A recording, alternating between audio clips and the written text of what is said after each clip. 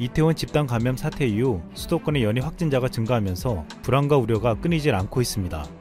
그래도 신규 확진자 수가 지난 6일 51명, 7일 57명 등으로 증가세를 보이다가 8일과 9일 이틀째 30명대를 유지하면서 줄어들고 있습니다. 방역당국은 지속적으로 수도권에서 대유행이 우려된다며 경각심을 늦추질 않기를 바라고 있습니다.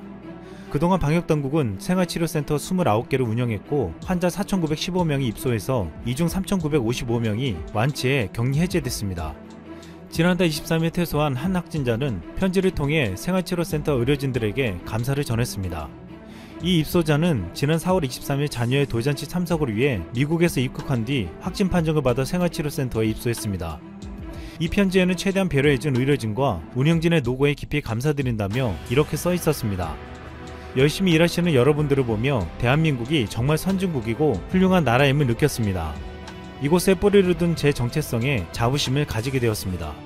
그는 이렇게 진심으로 한국에 대한 감사를 표했습니다. 한국은 여전히 바이러스를 완전히 떨쳐내지 못했지만 방역에 가장 높은 성과를 냈다는 것은 부인할 수 없는 사실입니다. 이런 한국에서 K방역이 성과를 낸 모습에 세계적인 석학이 중요한 지점을 언급했습니다. 지난 8일 외교부 유튜브 채널에서 정의란 무엇인가의 저자로 유명한 세계적인 석학 마이크 샌델 교수 인터뷰가 공개되었습니다. 샌델 교수는 주변국들에 비해 볼 때 한국이 성공적인 방역 성과를 거둔 이유 중 하나는 넓은 의미의 공동체 의식과 사회적 결속력이 있다며 미국과 여러 유럽 국가에서는 기부활동이 줄지어 일어나지만 한국은 자선과 기부를 넘어선 행동이 나온다고 평가했습니다. 이것은 정부활동과 별개로 사회 안팎에서 자발적으로 나온 협조라며 입주민들과 소상공인들에 대한 배려로 월세를 내린 건물주들이 있었다며 미국인으로서 경의를 표할 만큼 무척 인상 깊었다고 말했습니다. 또한 한국 시민들 상호 간의 배려와 존중은 효율적인 정부조차 혼자서는 할 수 없는 일이라고 말했습니다. 이 같은 샌델 교수의 말처럼 한국의 시민들은 함께 바이러스와 싸우며 서로 돕는 모습을 보여주었습니다. 이런 가운데 미국의 한 연구소에서 중요한 연구 결과가 나왔습니다. 미국 버클리 캘리포니아 대학의 연구진들은 한국과 미국, 프랑스, 중국, 이탈리아, 이란 등 6개국에서 봉쇄령 등 감염 확산 억제 정책의 효과를 분석해 지난 8일 발표했습니다. 연구 결과 사회적 거리두기와 휴교 등 강력한 억제 조치가 없었다면 한국인 10명 중 7명이 감염될 수 있다는 것이었습니다. 잘못하면 무려 한국인 3,800만 명이 걸릴 수도 있었다는 연구 결과였습니다. 지난해 기준 한국 인구가 5,184만 명이었던 것에 비춰보면 73.3%가 억제 조치로 감염을 피한 것입니다. 영국 임페리얼 칼리지 런던의 연구진도 이날 비슷한 연구 결과를 발표했습니다. 영국을 포함한 유럽 11개국에서 봉쇄령이 310만 명의 목숨을 구했고 감염률을 평균 82%나 낮췄다는 것입니다. 임페리얼 컬리지 런던 연구진은 지금까지 연구 대상 국가 인구의 약 3에서 4%만 감염된 것으로 나타났다며 지금은 이 전염병의 시작에 불과하다. 우리가 집단 면역에 도달하기까지 아직도 멀었다고 밝혔습니다. 연구진은 감염 확산 억제를 위한 일부 조치를 시행하는 한에서 경제활동은 어느 정도 정상화할 수 있다고 밝혔는데 워싱턴 포스트는 이번 연구 결과가 공격적이고 전례 없는 봉쇄령이 방대한 경제적 타격과 실직을 낳긴 했지만 바이러스의 기하급수적인 확산을 멈추는 데는 효과적이었음을 보여주는 것이라고 말했습니다. 그런데 여기서 중요한 것은 수많은 유럽의 국가들은 봉쇄령과 이동 제한, 상점 폐쇄 등을 통해서 확산을 멈출 수 있었지만 한국은 이 같은 봉쇄령이나 제한을 하지 않고서도 바이러스와 싸웠다는 것입니다. 이 같은 차이를 만들어내는 것은 초기부터 주목받아온 공동체, 시민의식이었습니다. 이 때문에 한국의 방역은 한마디로 시민의식의 승리라는 말이 나오고 있습니다. 미국과 영국, 프랑스 등 많은 나라들은 봉쇄가 해제되자 해변공원에 사람들이 바글바글 모여들었습니다. 네덜란드 암스테르담의 한 공원에는 옷을 벗고 일광욕을 즐기는 사람들로 가득 찼습니다.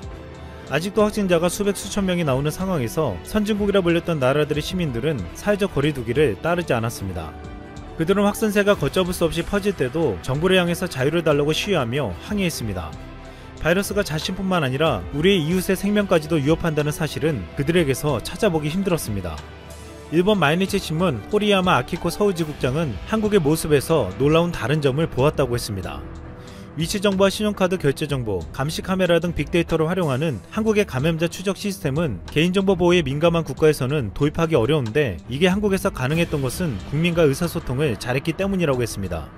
4월 세계 30개국에서 실시한 글로벌 여론조사 결과에 따르면 바이러스 확산 방지에 도움이 된다면 자신의 인권을 어느 정도 희생해도 상관없다고 답한 사람은 전세계 평균 75%였습니다.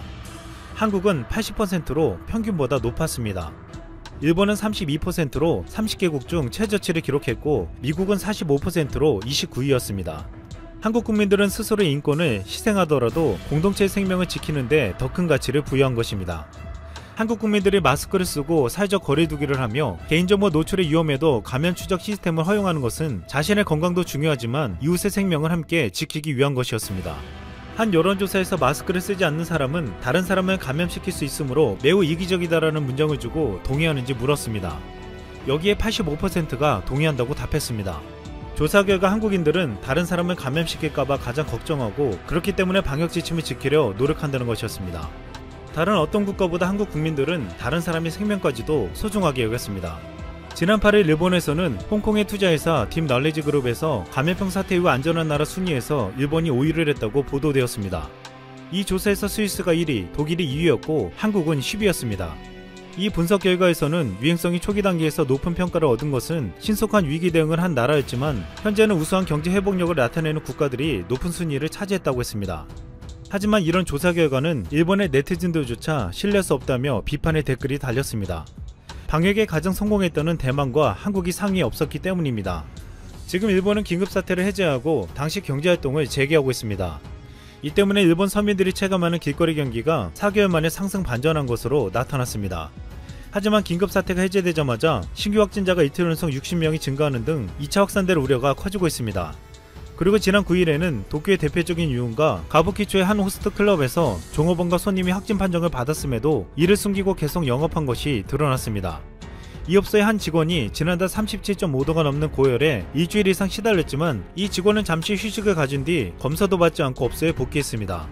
결국 이 직원이 양성 판정을 받았고 이후 직원과 손님들도 줄줄이 확진 판정을 받았습니다. 확진된 직원은 업소에 손님이 붐빌 때도 있었고 접객원은 2층 침대가 설치된 공동숙소에서 생활하기도 해 감염 우려가 커졌다고 했습니다. 또한 출근을 하지 않으려 했지만 몸 상태가 나쁘지 않은데 쉬면 벌금을 물리겠다는 얘기에 어쩔 수 없이 계속 일하다 확진 판정을 받았다고 말했습니다. 그는 자신이 일한 클럽뿐만 아니라 확진자가 나와도 이를 숨기고 영업하는 업체가 많을 것이라고 주장했습니다. 국내에서도 이태원클럽 집단 감염으로 인해 바이러스가 지역사회에 다시 확산되는 계기가 되었지만 방역당국은 해당 클럽을 폐쇄시키고 모든 출입자를 찾아 나섰습니다.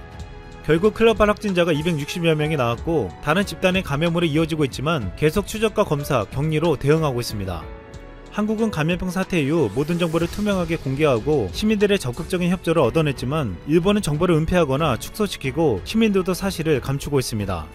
이 때문에 야스다지로 일본 나카사키대 교수는 마이니치 신문과의 인터뷰에서 이미 재유행의 조짐이 보이고 있다. 대응을 잘못하면 6월 하순에 급 확산할 가능성이 있다고 말했습니다.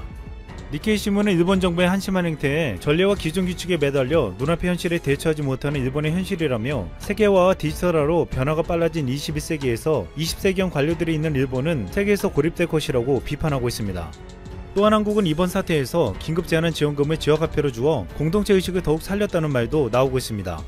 현금으로 지원한 다른 나라들과 달리 한국은 지역화폐로 지급해 지역 경제를 살리는 데 큰 효과를 가지고 왔습니다. 여기서 지원금을 받은 우리 국민들은 지역 소상공인들의 매출을 올려주며 서로 돕는 결과를 낳게 되었습니다. 한국의 공동체를 생각하는 시민의식은 이제 국내를 넘어 전 세계를 향해 가고 있습니다. 지난 19일 문재인 대통령이 바이러스로 어려움을 겪는 국가들을 위해 1,200억 원가량의 인도적 지원을 하겠다고 밝혔습니다. 또한 개발된 백신과 치료제는 인류를 위한 공공재로서 전 세계에 공평하게 보급되어야 한다고 주장했습니다. 세계 각국과 기업들이 백신 개발에 경쟁적으로 몰두하며 최초로 개발에 성공하면 큰 이익을 볼 것이라는 전략을 세우고 있지만 한국은 당당하게 국가 재정을 투입해 개발하고 전 세계의 공공재로 만들자는 제안을 한 것입니다.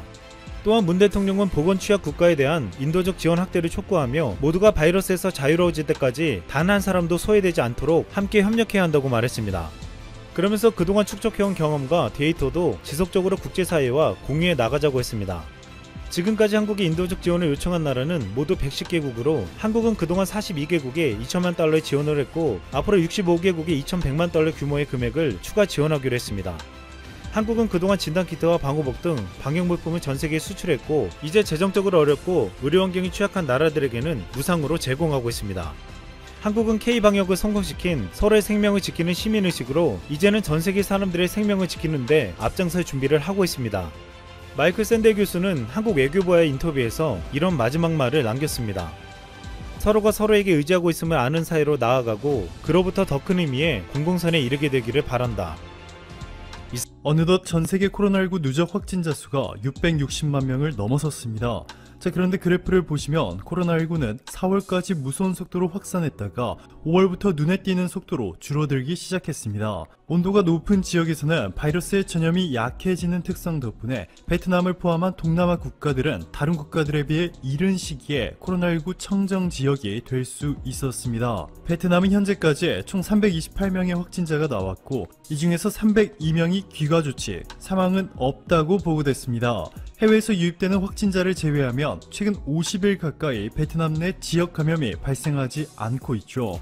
자, 그런데 충격적이게도 코로나19가 가장 빠르게 확산했던 올해 1월부터 4월까지 베트남이 총 4억 1,570만 장의 마스크를 수출했는데 특히 4월 1일부터 19일 사이 만든 8,819만 장의 마스크 중에서 무려 3,270만 장을 일본에 보낸 것으로 전해졌습니다. 베트남 정부가 운영하는 일간지 베트남 뉴스의 보도에 따르면 베트남이 4월 19일 동안 수출한 8,819만 장의 마스크 중에서 3,270만 장이 일본으로 향했고 한국이 1,710만 장, 독일 1,110만 장, 미국 1,040만 장 순이었는데 베트남의 쩐비의 동수언니트 대표는 의료용품을 제작해본 적은 없지만 일본에서 향균 기술을 전수받아 마스크를 생산하고 있다 전했습니다. 이뿐만이 아니라 베트남은 일본과 손잡고 새로운 코로나19 진단키트를 개발했고 일본의 도시미스 외무상은 코로나19 대응을 위해 베트남을 적극적으로 돕겠다며 일본에 20억 원 상당을 지원하겠다 밝혔습니다. 베트남과 일본이 그동안 한국에 보여준 태도와는 전혀 다른 분위기죠. 자, 그런데 최근 베트남이 일본을 등진 채 한국에 온갖 특혜를 몰아주겠다는 파격적인 발표를 연달아 내놓고 있습니다. 먼저 베트남이 최근 일본에 가장 큰 충격을 준 것은 바로 이겁니다. 아베노마스크. 아베 정부가 총 5,300억 원의 예산을 책정해 세 곳의 일본 회사로부터 1억 3천만 장의 마스크를 사들인다는 계획이었죠. 그런데 실제로 일본 정부가 공개한 자료를 보시면 실제 마스크를 사는데 사용한 금액은 900억 원, 배송비 및 각종 비용을 제외해도 나머지 2,500억 원이 사라진 셈입니다. 이에 결국 아베 정부가 돈을 지급한 마스크 회사가 한 군데 더 있었던 것으로 밝혀졌고 바로 유스비오라는 곳입니다. 게이센 여학원대 이영채 교수는 TBS 김어준의 뉴스공장과의 인터뷰에서 유스비오라는 회사는 주소지만 있을 뿐 어떠한 활동도 하지 않고 실제로 없는 페이퍼 컴퍼니, 유령 회사다 라고 전했습니다. 지지통신의 보도에 따르면 유스비오 사장은 새로 계약한 베트남 공장에서 마스크 350만 장을 구입해 일본에 수입했다. 베트남에서 일본인 직원이 주재하면서 마스크 품질을 검사했다 라고 밝혔습니다. 최근 마스크 관련 전문가 오니시 카즈나리 성루카 국제대학 대학원 공중위생학 부교수가 경제지 프레지던트와의 인터뷰에서 누출률 100%, 사실상 바이러스 입자를 전혀 차단하지 못한다고 밝힌 아베노마스크. 이 문제의 마스크 상당수가 베트남에서 베트남 회사가 만들어 일본에 보냈던 것이었습니다. 반면 한국에는 180도 태도를 전환했습니다. 3월 22일부터 모든 외국인 입국을 금지했던 베트남이 삼성을 시작으로 143개 한국 기업 직원들에 대한 예외 입국을 허용한 데 이어서 최근 베트남에서 학교를 다니던 한국인 유학생에 대해 또 예외적으로 입국을 허가했습니다. 약 200명의 한국인 유학생과 학부모가 이번 주 일요일 아시아나 특별기를 통해 베트남 하노이로 입국할 예정인데요. 베트남이 기업인을 제외하고 단체 해외 입국을 허용한 것은 이번이 처음 있는 일입니다. 이뿐만이 아닙니다. 최근 베트남 산업통상부는 한국산 자동차 부품을 수입할 때 세금을 감축하고 완전히 없애는 방안도 공개했습니다. 베트남 산업통상부 관계자는 세율을 0%로 하면 한국산 자동차 부품을 베트남에 들여와 상대적으로 저렴한 가격의 완성차를 만들고 이를 동남아 내 다른 국가에서 수입한 자동차들과 공정하게 경쟁할 수 있게 될 것이다 라고 전했습니다. 즉 일본에서 완성차를 만들어 베트남에 수입해 판매하고 있는 일본 자동차 회사들과는 달리 베트남 현지에서 현지인들을 고용해 자동차를 조립하고 있는 현대 기아차에 특혜를 주자는 것이죠. 재무부가 이를 두고 한국에만 특혜를 줄 수 없다 라는 입장을 보이고 있지만 베트남 산업통상부가 강하게 밀어붙이고 있는 것으로 알려졌고 베트남 내 한국 기업들의 고용 창출 효과가 막대한 비중을 담당하고 있어 베트남 국민들도 이를 지지하는 분위기입니다. 오늘도 감사합니다. 최고로 멋진 하루 보내시길 바랄게요.